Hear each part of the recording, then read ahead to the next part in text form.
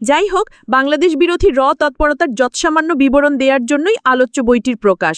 এক্ষেত্রে এর লক্ষ্য, উদ্দেশ্য ও গুপ্তচর বৃত্তির প্রকৃতি বর্ণনার পাশাপাশি তথ্য প্রমাণ দিয়ে বাংলাদেশের বিরুদ্ধে পরিচালিত তৎপরতার কথা লিপিবদ্ধ করা হয়েছে। 1976 থেকে 1996 সালের 12 জুন পর্যন্ত সময়কালের তৎপরতার কথা বলা হলেও 1996 থেকে 2000 সাল পর্যন্ত ঘটনাবলীও পরবর্তীতে সময় সুযোগ মতো প্রকাশ করা হবে ইনশাল্লাহ। এদিকে যেভাবে পত্রপত্রিকার উদ্ধৃতি দিয়ে ঘটনার বর্ণনা দেয়া হয়েছে, তাতে পাঠক হয়তো মনে করতে পারেন আরও তো অনেক কিছু ছিল, তা তো এখানে নেই। হ্যাঁ, কথাটি ঠিক। অনেক ঘটনায় জানা যায় পর্দার আড়ালের অনেক চক্রান্তকারীর পরিচয়ও হয়তো অজানা থাকে না, কিন্তু সবকিছু তো সবসময় লেখা যায় না। তাই Maulana Abul Kalam Azad India wins freedom বই প্রথম প্রকাশের সময় গোপন অনেক কিছু সংযোজন করেননি। বিব্রতকর অবস্থার সৃষ্টি হতে পারে এ আশঙ্কায় তিনি তার মৃত্যুর দীর্ঘ 30 বছর পর গোপন নথিপত্র প্রকাশের নির্দেশ দিয়েছিলেন। আমার কাছে কোনো গোপন নথিপত্র নেই, সত্য। তবে এই বইটি লিপিবদ্ধ করার এক পর্যায়ে যখন ডিজিএফআই ও এনএসআইয়ের সাবেক কয়েকজন মহাপরিচালকের সাক্ষাৎকার নেই তৎপরতা নিয়ে, তখন তাদের কাছ থেকে জানতে পারি পর্দার অন্তরালের অনেক ঘটনাবলী।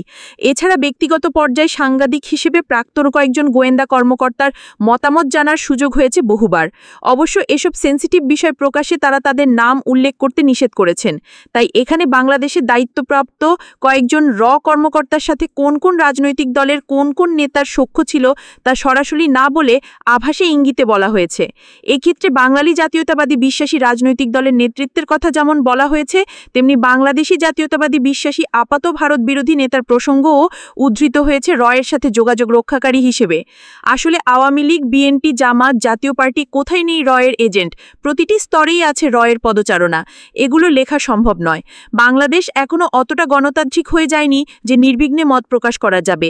অথচ ভারতের হাজারো সমালোচনা করলেও সেখানে অন্তত বা প্রভাবশালী কারো বিরুদ্ধে কিছু লিখলে আক্রান্ত হবার সম্ভাবনা নেই। বরং সহ যাকেই হাজার অভিযুক্ত করলেও কেউ তা নিয়ে মাথা ঘামায় না। নিঃসন্দেহে এ পরিবেশ বাংলাদেশে কল্পনাতীত।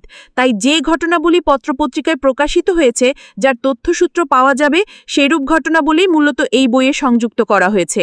আশা করি পাঠক এ থেকে বুঝে নিতে পারবেন কারা এর সহযোগী, কারা ভারতের এদেশি স্বার্থ রক্ষাকারী। এদিকে